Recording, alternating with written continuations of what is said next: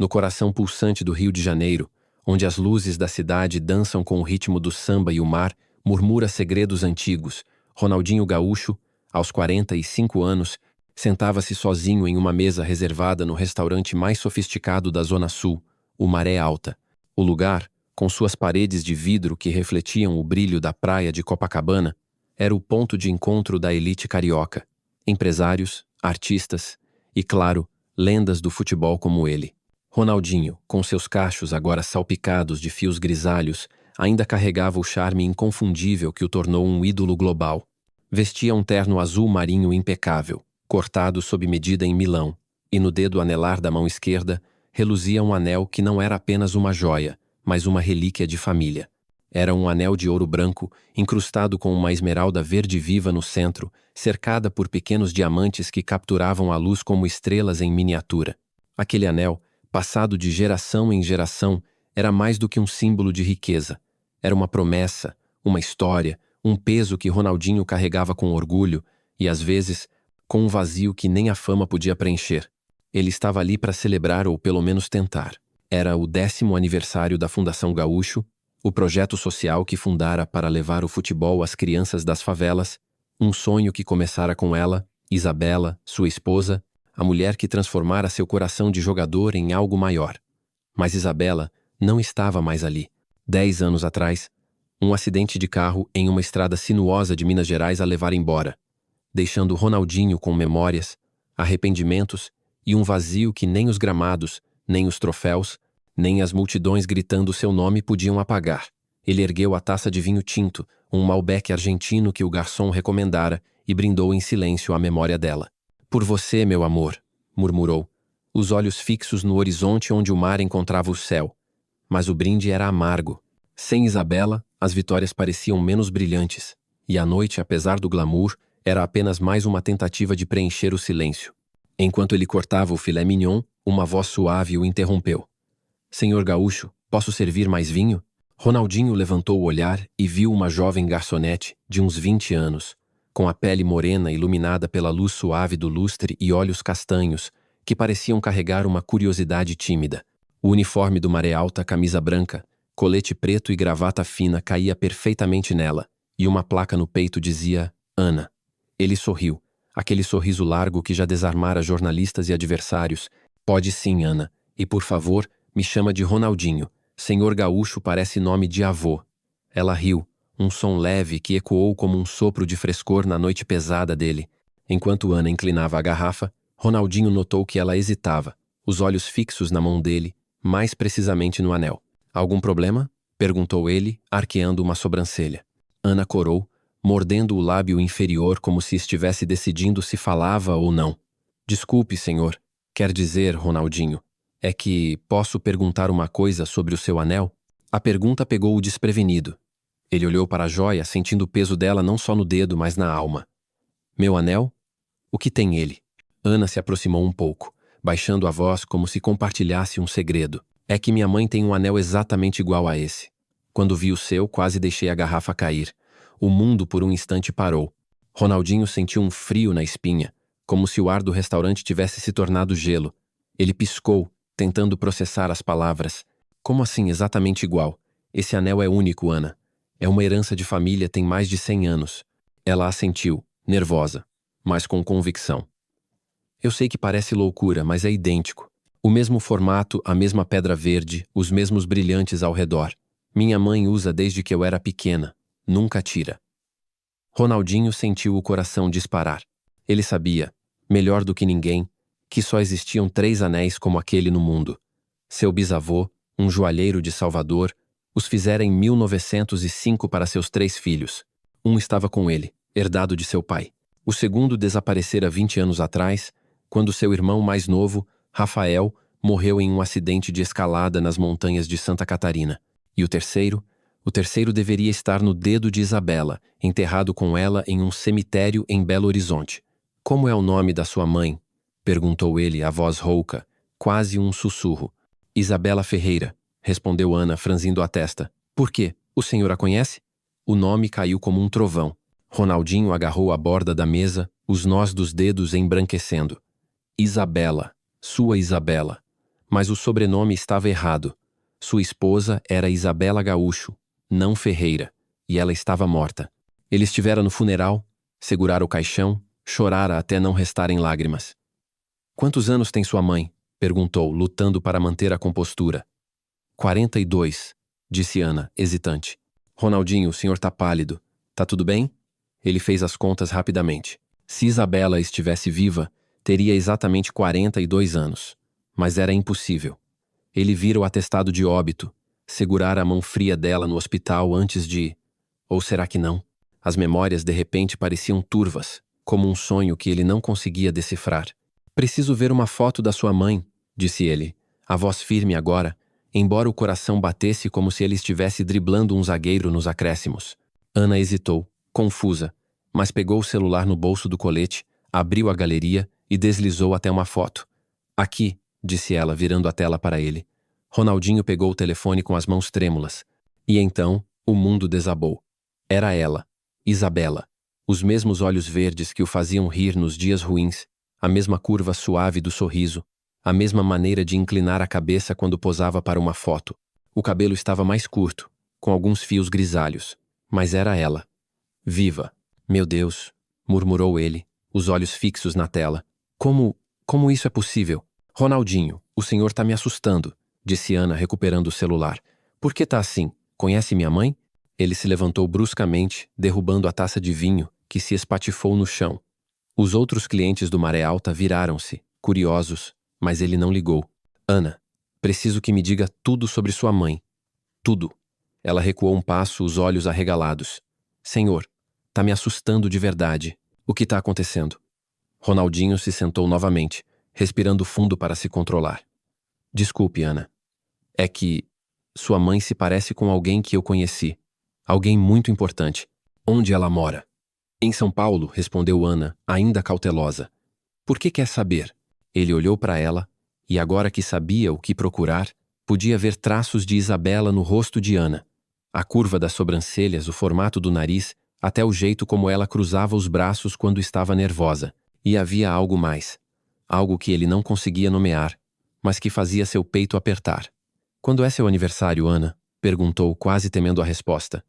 15 de abril, disse ela. Por que tantas perguntas? Ronaldinho fez as contas. Se Ana tinha 20 anos, nasceu em abril, 20 anos atrás. Exatamente 9 meses depois da última vez que ele e Isabela, ele fechou os olhos, a cabeça girando. Ana, sua mãe já falou de um homem chamado Ronaldo ou Ronaldinho? Ela franziu o ceño pensando. Às vezes, quando ela toma um licorzinho de cachaça, menciona um Ronaldo. Fica triste, mas nunca explica. Diz que é coisa do passado. Ronaldinho sentiu um nó na garganta. Isabela estava viva, e se seus instintos estavam certos, Ana podia ser sua filha. Preciso ir para São Paulo, disse ele, levantando-se de novo. Agora. Ana o encarou, assustada. Agora? Senhor, são 11 da noite. São Paulo fica a 6 horas daqui. Não me importa, disse ele, puxando a carteira e jogando um maço de notas na mesa. Vem comigo. Te pago R$ 1.000 para me levar até sua mãe. Ana hesitou, os olhos indo do dinheiro para o rosto dele.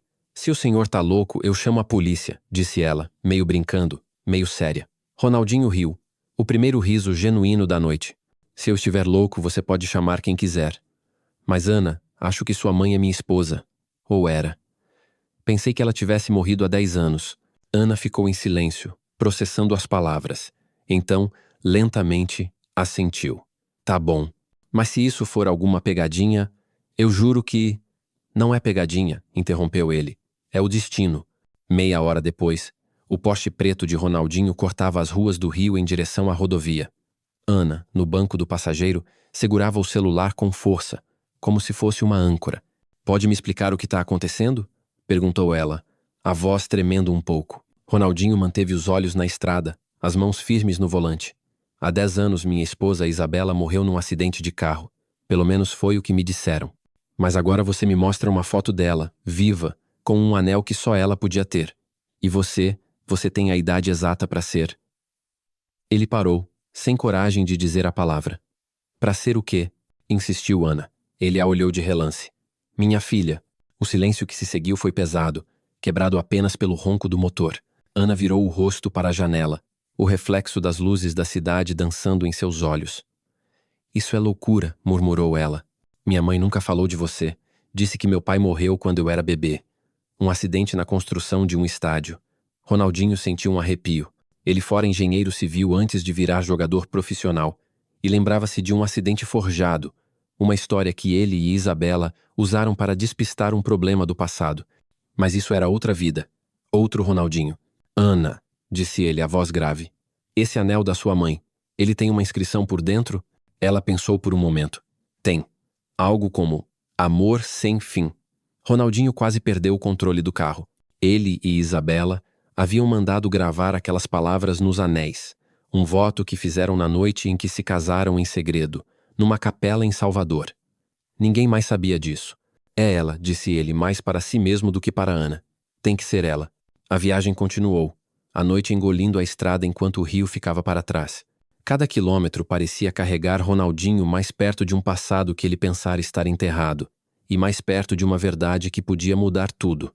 Quando finalmente chegaram a São Paulo, o relógio marcava quase 5 da manhã. A cidade estava quieta, as ruas do centro histórico banhadas pela luz pálida do amanhecer. Ana guiou Ronaldinho até um prédio modesto, com paredes descascadas e uma escada estreita que rangia a cada passo. É aqui, disse ela, parando diante de uma porta azul desbotada. Ela respirou fundo, como se estivesse se preparando para algo maior do que imaginava. E bateu suavemente. Mãe, sou eu, Ana. A porta se abriu devagar, e ali estava ela. Isabela. Mais velha, mais cansada, mas inconfundivelmente ela. Os olhos verdes encontraram os de Ronaldinho, e o choque neles era como um espelho do que ele sentia. Ronaldo, sussurrou ela, a voz tremendo. Você... como... Ronaldinho deu um passo à frente, o coração batendo tão alto que parecia ecoar no corredor. Isabela, disse ele, a voz quebrada. A gente precisa conversar. Oh. O pequeno apartamento de Isabela, no coração do centro histórico de São Paulo, era um contraste gritante com o luxo do Maré Alta onde Ronaldinho e Ana se encontraram horas antes. As paredes, pintadas de um amarelo desbotado, exibiam rachaduras sutis, e o chão de tacos rangia sob o peso dos passos. Uma única lâmpada pendia do teto, lançando sombras suaves sobre os móveis modestos. Um sofá de tecido desgastado, uma mesa de madeira com marcas de copos e uma estante repleta de livros e fotos emolduradas. O ar cheirava a café recém-passado e a algo indefinível. Talvez o peso de anos de segredos. Ronaldinho estava de pé no centro da sala, os olhos fixos em Isabela, que permanecia junto à porta, as mãos trêmulas segurando a maçaneta como se ainda pudesse fechar o passado. Ana, ao lado, alternava o olhar entre os dois, o rosto marcado por uma mistura de confusão e tensão. O silêncio era sufocante, quebrado apenas pelo tic-tac de um relógio na parede. Isabela, disse Ronaldinho, a voz baixa, mas firme. Como você tá viva? Eu vi seu caixão. Eu chorei por você. As palavras saíram pesadas, carregadas de uma década de luto e perguntas sem resposta. Isabela fechou a porta com um clique suave e caminhou até o sofá, sentando-se como se o peso do mundo estivesse sobre seus ombros. Ela usava um robe azul simples, o cabelo castanho agora salpicado de fios grisalhos preso em um coque frouxo. Seus olhos verdes, que outrora brilhavam com a energia de uma mulher apaixonada pelo futebol e pela vida, agora pareciam cansados, mas ainda carregavam aquela intensidade que Ronaldinho nunca esquecera. Ana, senta por favor, disse ela, a voz tremendo. Ana cruzou os braços, hesitante, mas obedeceu, escolhendo a ponta do sofá o mais longe possível da mãe. Ronaldinho permaneceu de pé, incapaz de relaxar. Eu mereço saber a verdade, disse ele, o tom endurecendo. E acho que Ana também. Isabela respirou fundo, como se estivesse reunindo coragem para abrir uma porta que selara por anos. Tudo bem, murmurou ela.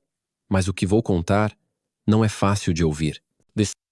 Ela começou a falar, a voz baixa, quase um sussurro, como se temesse que as palavras pudessem despertar algo perigoso. 10 anos atrás eu descobri que você, Ronaldo, estava envolvido com Diego Vargas. O nome caiu como uma pedra na sala. Ronaldinho sentiu um arrepio percorrer sua espinha. Diego Vargas era um nome que ele tentara apagar da memória. Um capítulo sombrio de sua juventude que ele enterrara junto com a fama e os troféus. Como você sabe de Diego? Perguntou ele, a voz tensa. Isabela o encarou, os olhos faiscando com uma mistura de raiva e tristeza. Eu não era cega, Ronaldo.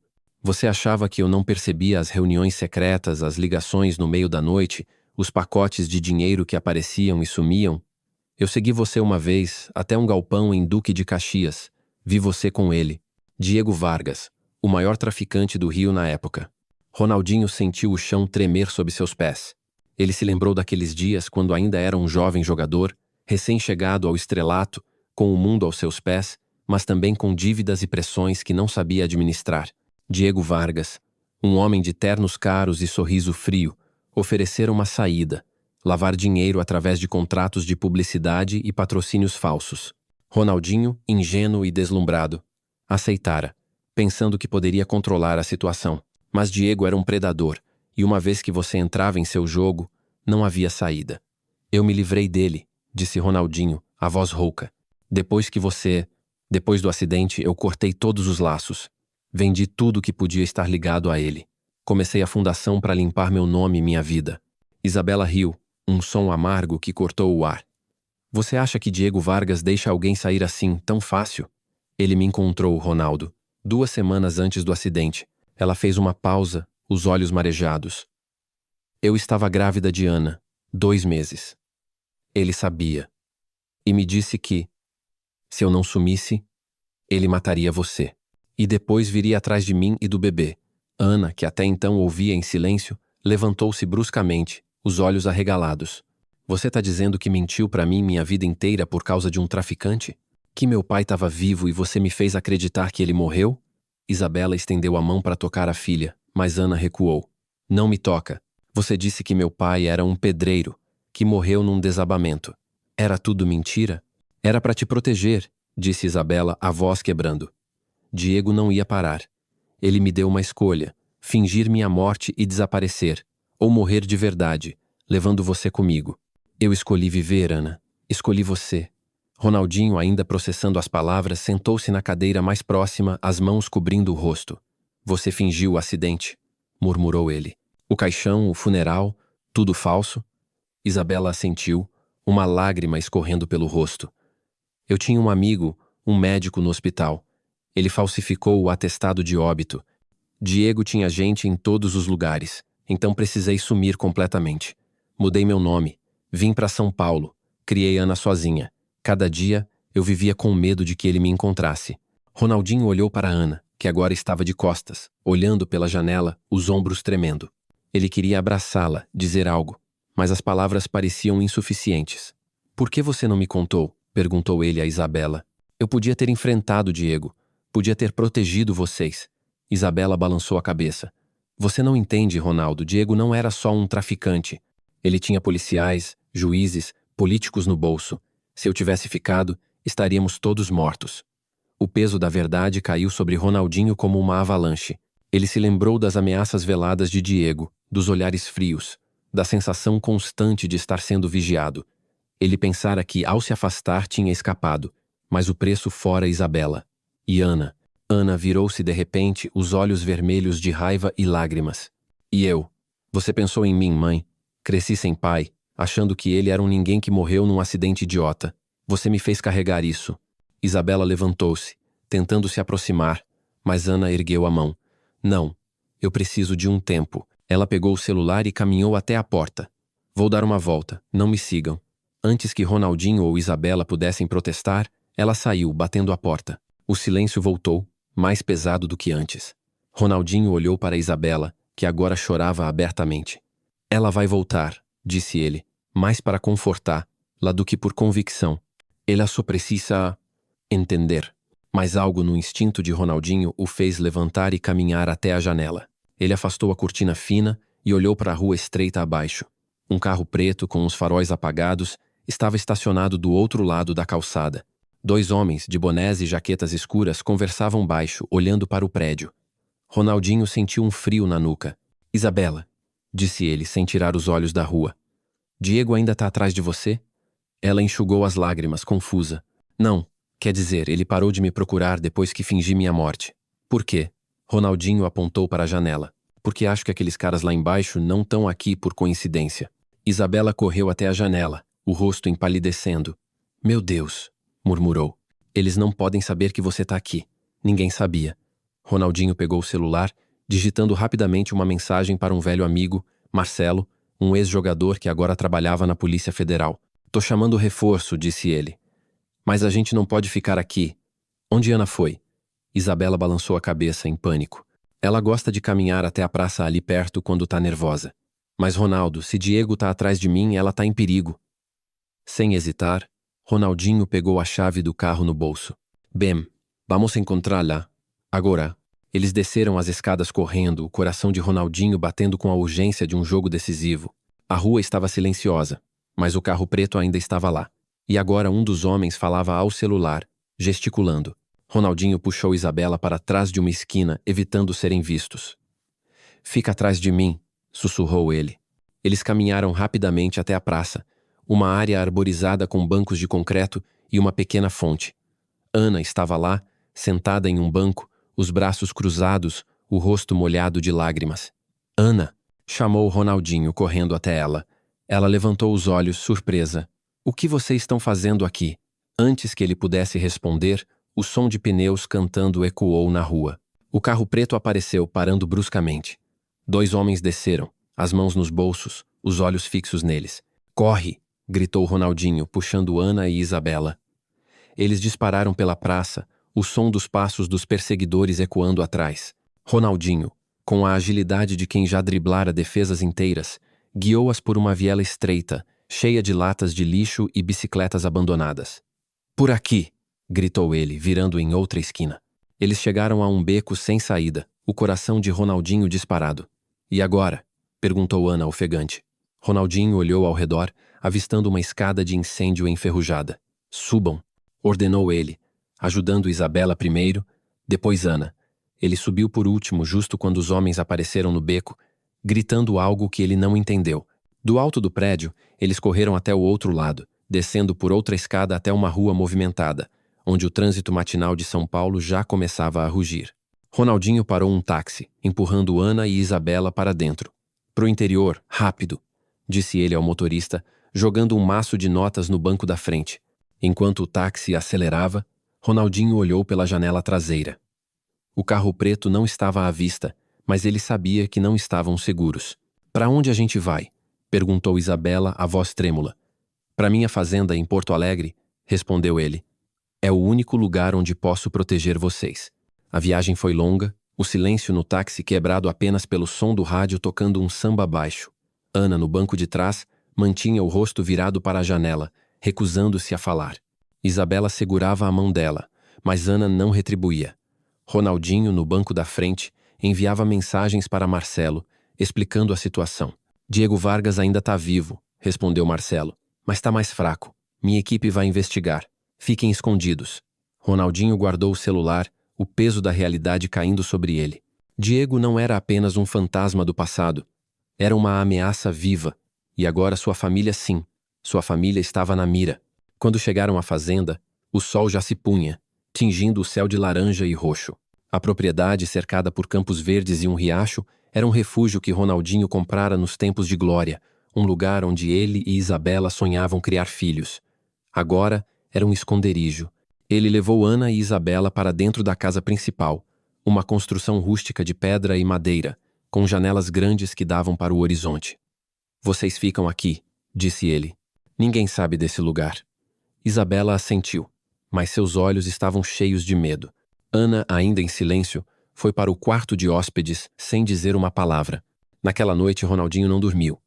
Ele ficou na varanda, olhando as estrelas, o anel brilhando em seu dedo. O celular vibrou, e uma mensagem sem remetente apareceu na tela.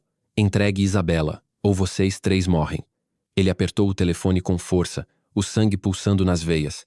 O passado o encontrara, e agora ele precisava lutar não por troféus ou aplausos, mas pela família que acabara de descobrir.